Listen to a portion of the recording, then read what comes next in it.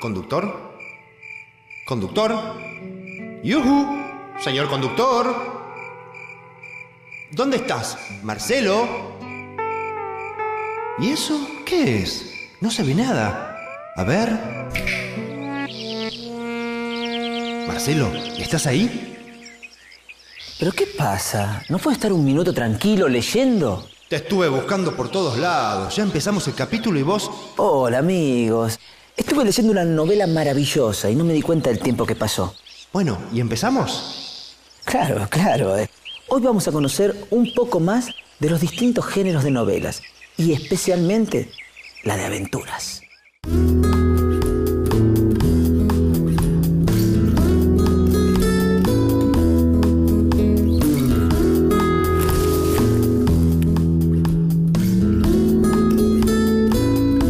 Hola, mi nombre es Marcelo Savignone y a partir de ahora vamos a comenzar un viaje fantástico.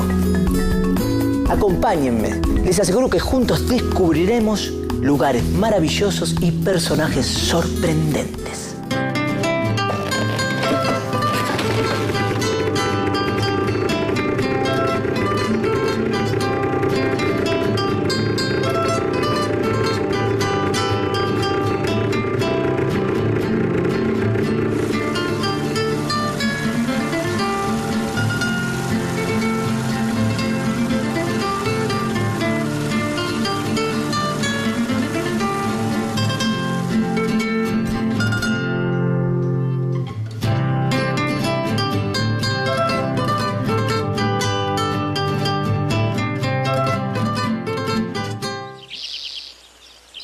Las novelas, como esta que estoy leyendo, tienen en común algunas características. Son más largas que un cuento, están escritas en prosa, se dividen en capítulos y desarrollan historias secundarias. Se diferencian entre sí por sus temas y estilos narrativos. Por ejemplo, algunas novelas presentan un mundo distinto del que conocemos, donde las reglas son otras. Suelen transcurrir en el futuro y presentan un universo donde la tecnología es muy avanzada. Son las novelas de ciencia ficción. En estas historias, la tecnología es la que domina al hombre. Estas historias pueden encerrar una crítica social y plantear inquietudes éticas del hombre frente a los avances tecnológicos. Pero en otros géneros, el amor y el desencuentro son protagonistas.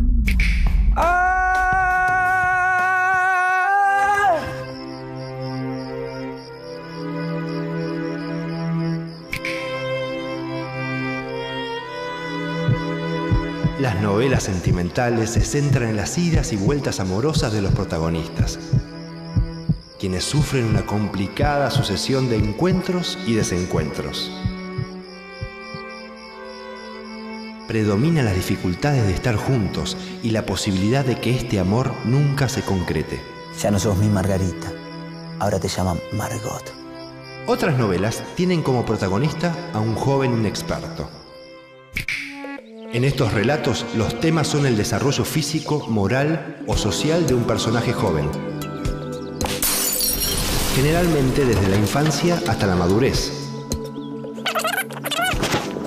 Se denominan novelas de aprendizaje.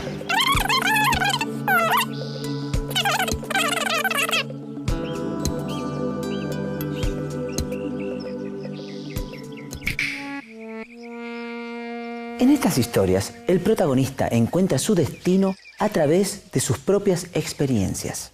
O sea, que construye su identidad a través de las pruebas que se le presentan. Pero también existe otro género que se permite jugar entre la ficción y la realidad. Son las llamadas novelas históricas.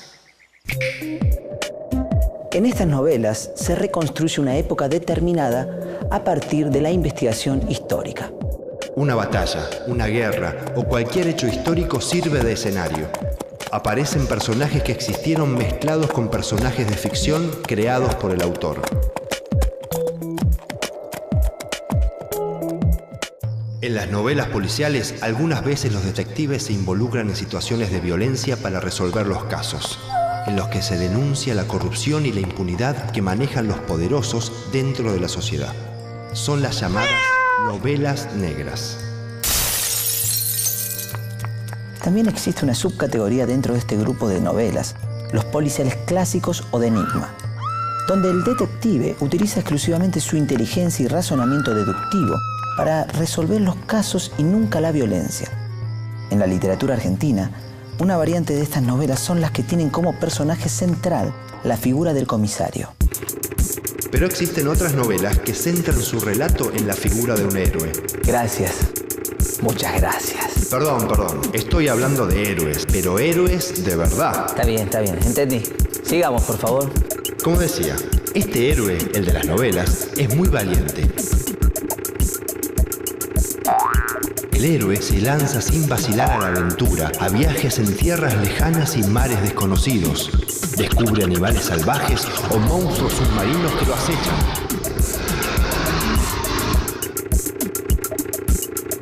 Pero siempre sale victorioso. O sea que estas novelas se caracterizan por la presencia central de un héroe, escenarios exóticos, la abundancia de situaciones que implican un esfuerzo y agilidad física y los cambios de suertes del protagonista. Y también puede aparecer un antihéroe, enemigo del protagonista. Claro, hay un héroe y también puede haber un antihéroe. Claro, yo puedo ser tu perfecto enemigo. Sí, entiendo. Pero me gustaría hablar con alguien que sepa un poco más sobre el tema. Si querés te presento un escritor amigo mío. Se llama Gustavo Roldán. Me encantaría. Hola. Hola, ¿qué tal? ¿Cómo estás? ¿Cómo te va? Adelante, por favor. ¿Cuántos libros? Vamos a conversar sobre esto. Bueno. Toma asiento, por favor. Permiso. Así que te manda mi amigo el locutor. Sí, él me dijo que vos nos podés contar acerca de las novelas de aventuras. ¿Cuál es el origen?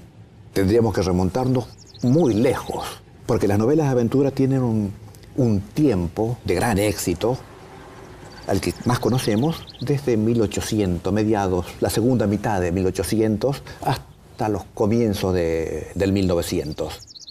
Pero eso es mentira.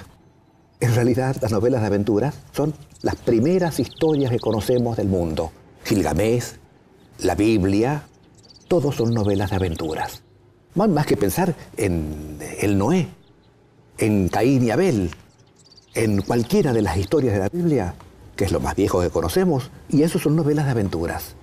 Y después vienen todas las historias de los trágicos griegos, el teatro griego, son todas historias teatrales, no novelescas, pero lo mismo, de aventuras. ¿Cuál fue la época de mayor producción de estas novelas y cuáles son los referentes más importantes? Gente como Mark Twain, como Salgari, como Stevenson, Defoe, escribieron las cosas más bellas, más hermosas, que seguimos leyendo hasta el día de hoy. Y ya llevan un siglo y medio de su existencia. No han sido, desgraciadamente, no han sido reemplazadas todavía. Siguen siendo las cosas más brillantes. A veces quedan como pasadas de moda. Son de una actualidad absoluta e increíble. ¿Cuáles son los estereotipos de este género? Ahí sonado. Si comenzamos con preguntas difíciles, ya las cosas se complican. Vale todo. Piratas, islas desiertas, lugares salvajes, lugares desconocidos fundamentalmente. ¿Qué quiere decir desconocidos? El Sahara, los desiertos, el Amazonas, las selvas inmensas, el fondo del mar, el centro de la Tierra, la Luna. Hoy la Luna es una cosa fácil. Vamos todos los días y hay mucho más lejos. Pero cuando Julio Verne escribía esas cosas, a nadie se le ocurría que era posible hacer un viaje ni al centro de la Tierra, ni al fondo del mar, ni a la Luna. ¿Nos podés mostrar algún libro de aventuras? Aquí tengo un par de cosas que pueden servir. La isla del tesoro y Viaje al centro de la Tierra. Dos modelos de libros que vale la pena leer. Te leo un pequeño fragmento de una canción que canta un pirata, un capitán que llega a un lugar así y que crea un clima muy especial en toda la novela. Tuve que meterme en el barril para poder tomar una manzana, ya que solo quedaban unas pocas en el fondo. Me senté en aquella oscuridad para comérmela, y por el rumor de las olas o el balanceo del barco, me adormecí. Entonces noté que alguien se sentó apoyando su espalda en el barril, lo que dio un violento empujón. Me despejé de golpe y ya iba a levantarme cuando un hombre cuya voz me era conocida empezó a hablar. Era Silver, y no bien escuché una docena de palabras, comprendí temblando que las vidas de todos los hombres honrados que iban a bordo dependían únicamente de mí. Tal vez ahí está una de las intenciones de algunas de estas novelas de aventuras. El marcar jóvenes, la presencia de jóvenes en esto que se dio en llamar novelas de iniciación. Es decir, el hombre necesita iniciarse en las secuencias de aventuras en toda su vida y en algún momento tener pasajes de violencia, pasajes de temor, pasajes de la capacidad de sobrevivencia.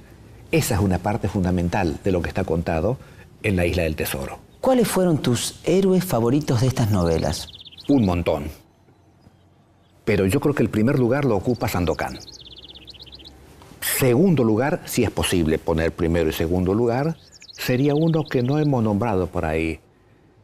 De las dos novelas muy famosas de Mark Twain, se habla siempre de Tom Sawyer y se olvidan de nombrar a Huckleberry Finn, que para mí es la mejor de las novelas. ¿Por qué es un héroe favorito? Este que es un total antihéroe. Es un chico sin familia, pobre, analfabeto, bruto, ordinario, torpe en sus cosas, pero que vive en libertad y logra convertirse en ser un envidiable héroe por no tener nada. Es un modelo de la miseria, de la pobreza y de la riqueza que significa el no tener absolutamente nada en el mundo, que lo lleva a ser dueño de todo. El éxito de este género es tan grande que se traslada de la literatura al cine. Muchas películas de aventuras están basadas en estas novelas. ¿Nos podrías dar algunos ejemplos?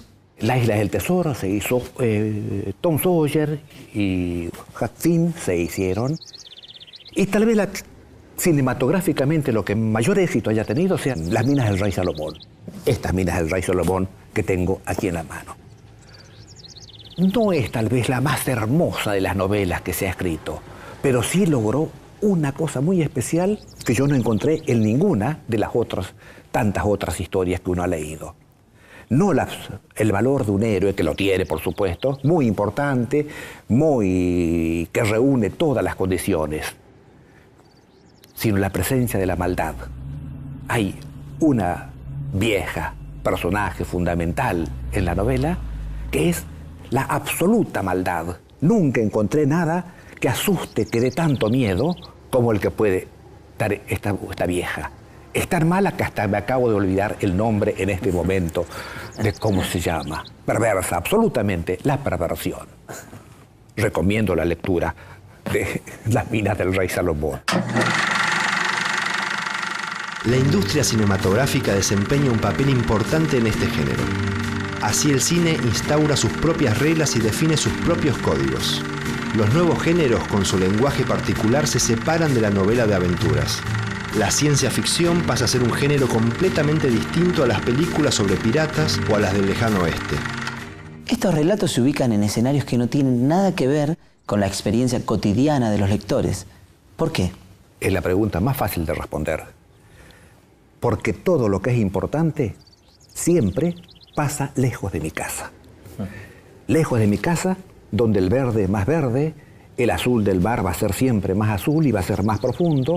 Después de ver todo eso, de recorrer todos esos mundos, uno puede volver otra vez a su casa y descubrir que también en el patio de su casa o bajo de su cama había misterios que eran tan grandes y tan importantes como esos otros. Pero en principio, siempre todo lo fundamental pasa lejos de mi casa. El que supo encontrar lugares más lejanos todavía que los lugares lejanos fue Julio Verne. Este es un modelo de eso. Viaje al centro de la Tierra. Queda más lejos que un desierto, más lejos que las selvas amazónicas, más lejos que el Polo Norte, los lugares donde todavía nadie ha podido llegar. Seguimos sin poder llegar. cómo hacer para entrar y profundizar, que es justamente uno de los grandes misterios y grandes dudas que siempre tuvo el hombre. Verne se encargó de contestar, bien o mal, de inventar respuestas para esos grandes misterios que seguimos teniendo. ¿Cómo es el centro de la Tierra?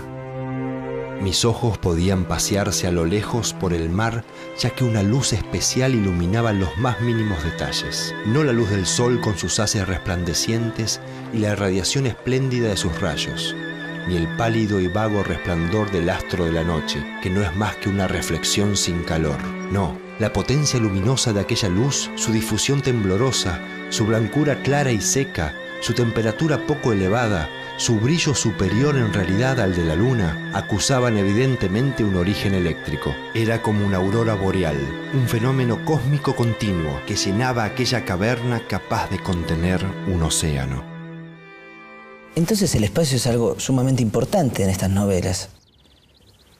Es un personaje de todo este tipo de literatura, justamente porque lo que necesita es remarcar la distancia de mi casa a ese lugar lejano, que tiene que ser lo más imposible de que yo pueda llegar solamente con el pensamiento. Si fuese tan sencillo que tomo el tranvía y llego a las profundidades del mar, o llego a los desiertos, o llego a los cielos eternos, o a las montañas infinitas, no tendría sentido, no sería lejano.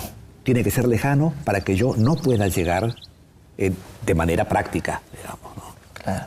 Ahora entiendo algo, que el cine toma y se encarga bastante de recrear estos espacios. Todas las películas que se hicieron, la mitad de las películas es mostrar la geografía. Esa geografía que son, en general, inhóspitas, que son duras, que son crueles, que son casi digamos, no aptas para la sobrevida.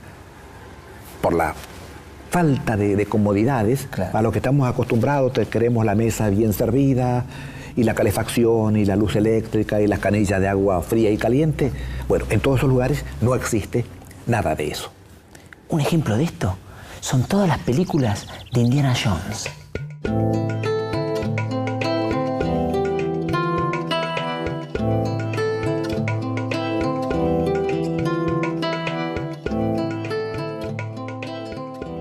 ¿Qué nos podés contar acerca de la narrativa de Julio Verne?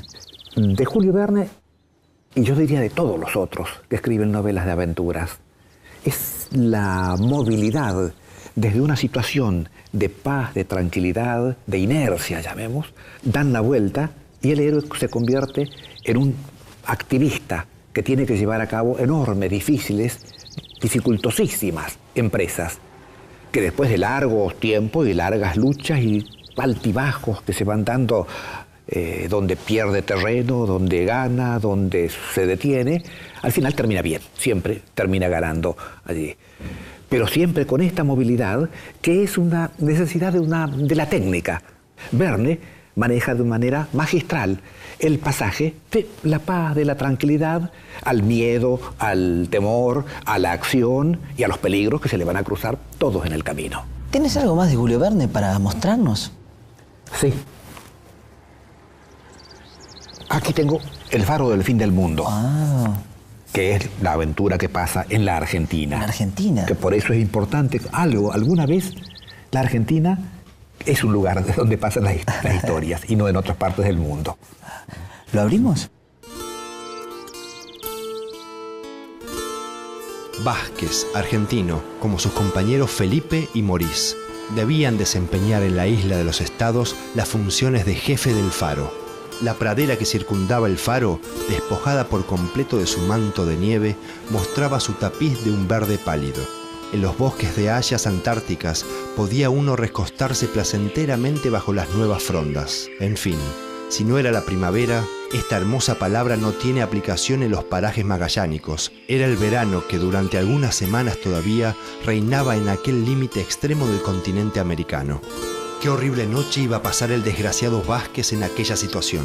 Sus infortunados camaradas asesinados y arrojados después por la borda. Sus cadáveres seguramente serían arrastrados por el reflujo hacia el mar. No pensaba que si no hubiera estado de guardia en el faro, su suerte hubiera sido la misma. Pensaba únicamente en los amigos que acababa de perder. Pobre Morís. Pobre Felipe, se decía, y grandes lágrimas caían de sus ojos. Entonces Vázquez, ¿se salva por el destino? El destino, o tal vez sea más justo llamarlo el azar. El azar, elemento que juega un papel fundamental en toda la obra de Verne, que es la que permite que unos mueran y otros se salven y den lugar a un proceso de la aventura. Estamos en presencia, y es importante destacarlo, de tal vez la novela más realista de Verne, que además de ser la más realista, porque las otras pasan en ámbitos infinitamente lejanos, este es muy cercano, tan cercano que además pasa en la Argentina, es decir, mucho más cercano para nosotros. Tal vez para Julio Verne, ese lugar donde transcurre, en el lugar del fin del mundo, en la punta final de la Argentina, haya sido visto desde Europa un lugar tan lejano como el centro de la Tierra o como la Luna. Seguramente tenés algún libro más para mostrarme.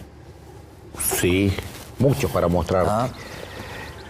Estas son, a ver, las minas del rey Salomón, y ahora sí me acordé cómo se llamaba la imagen perfecta de la perversión, Gagul. Esa bruja vieja, perversa, sí, que es tan mala que me hacía olvidar el nombre. Bueno, ahora me lo acordé. ¿Cómo se llamaba? Gagul. Claro. Uy, yo ya me lo olvidé.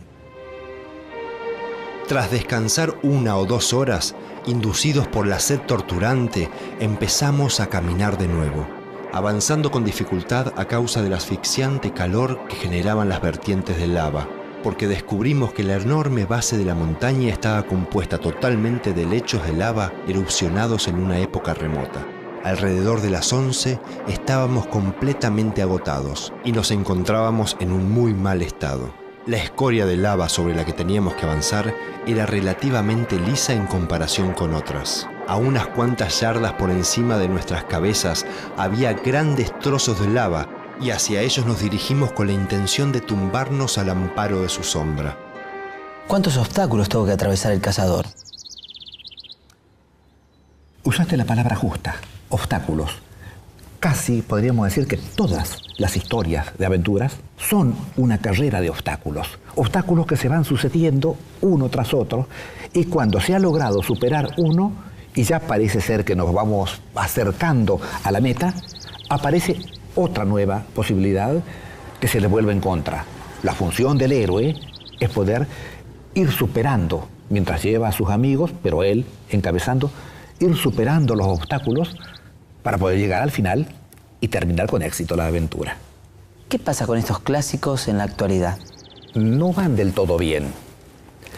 Italo Calvino, en un inteligentísimo trabajo, ¿Por qué leer a los clásicos?, después de hacer una suma de disquisiciones sobre las ventajas, las virtudes, la importancia que tiene de leerlos, llega a la conclusión más brillante de todas: porque es mejor leerlos que no leerlos. ¿Tenés alguna anécdota para contarnos? Muchas, pero habría una que me resulta extremadamente simpática. Cuando Alejandro Dumas, al que no habíamos nombrado antes, y que hizo algunas de las historias más bellísimas de aventuras, más hermosas, hizo El Conde de Montecristo, se comenzó a leer con una vieja tradición que había en Cuba para los fabricantes de habanos. Mientras fabricaban, armaban los cigarros, así como se sigue haciendo hasta el día de hoy. Se arman a mano, uno por uno, sobre la mesa, redondeando y armando de la forma perfecta que queda, parece hecho por una máquina, pero no están hechos a mano.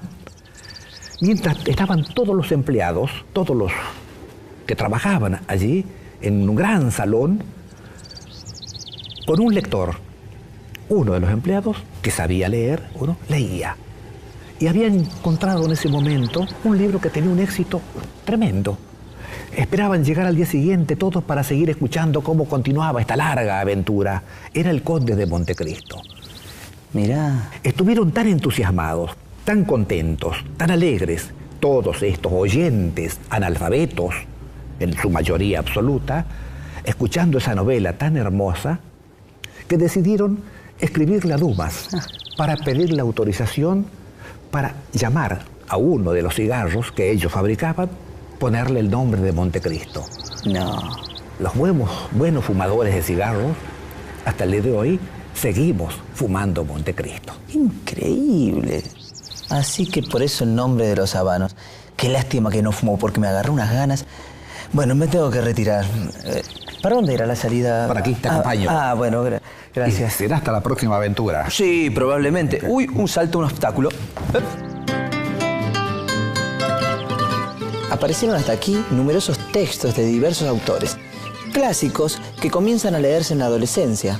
Son historias que muchos padres han leído y las recomiendan a sus hijos. A mí también me encantan. Casi siempre estas novelas tienen finales felices, en los que el protagonista supera todas las pruebas y regresa a su hogar con más habilidades y conocimientos. Sí. Por eso es hora de volver, después de semejante aventura. Adiós, amigos.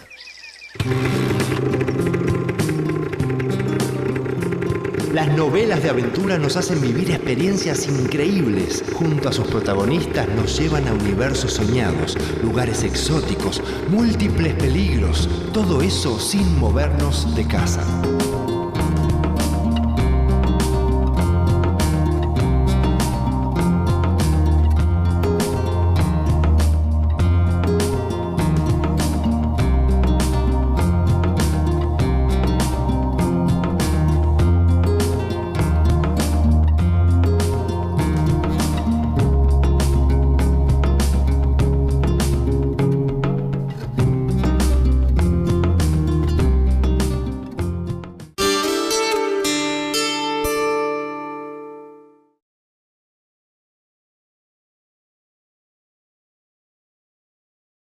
Y a partir de ahora vamos a comenzar un viaje fantástico. Acompáñenme. Les aseguro que juntos descubriremos lugares maravillosos y personajes sorprendentes.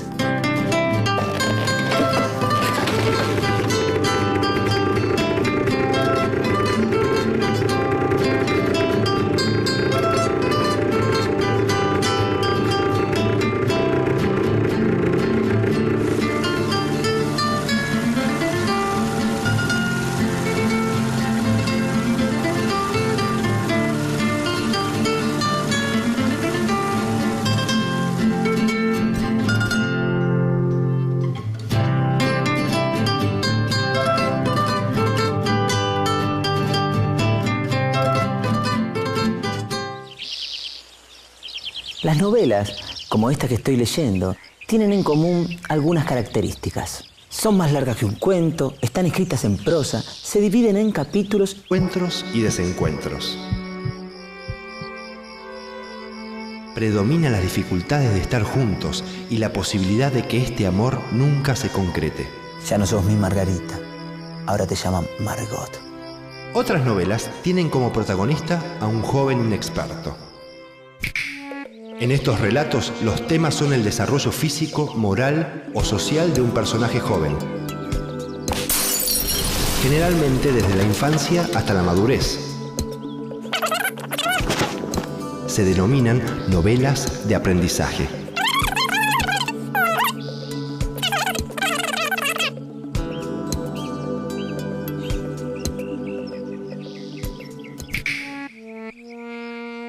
En estas historias, el protagonista encuentra su destino a través de sus propias experiencias.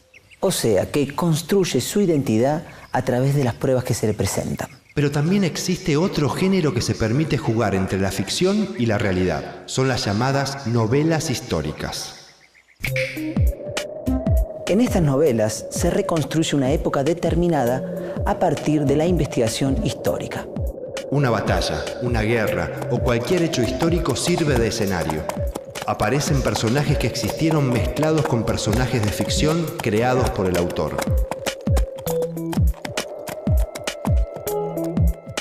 En las novelas policiales, algunas veces los detectives se involucran en situaciones de violencia para resolver los casos, en los que se denuncia la corrupción y la impunidad que manejan los poderosos dentro de la sociedad.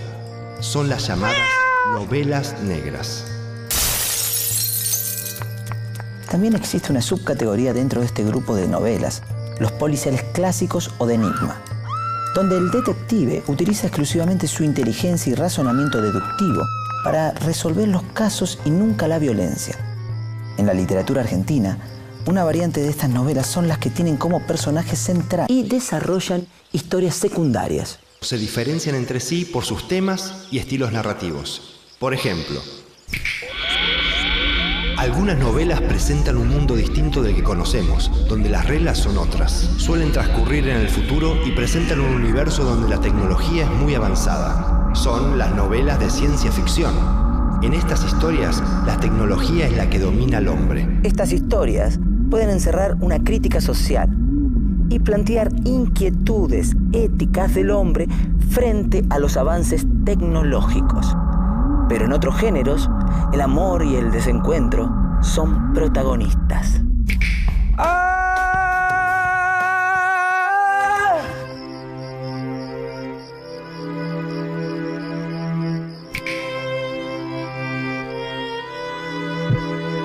Las novelas sentimentales se centran en las idas y vueltas amorosas de los protagonistas, quienes sufren una complicada sucesión de encuentros. ¿Conductor? ¿Conductor? ¡Yujú! ¡Señor conductor! ¿Dónde estás? ¿Marcelo? ¿Y eso qué es? No se ve nada. A ver. Marcelo, ¿estás ahí? ¿Pero qué pasa? ¿No puede estar un minuto tranquilo leyendo? Te estuve buscando por todos lados. Ya empezamos el capítulo y vos... Hola, amigos. Estuve leyendo una novela maravillosa y no me di cuenta del tiempo que pasó. Bueno, ¿y empezamos? Claro. Hoy vamos a conocer un poco más de los distintos géneros de novelas y especialmente la de aventuras.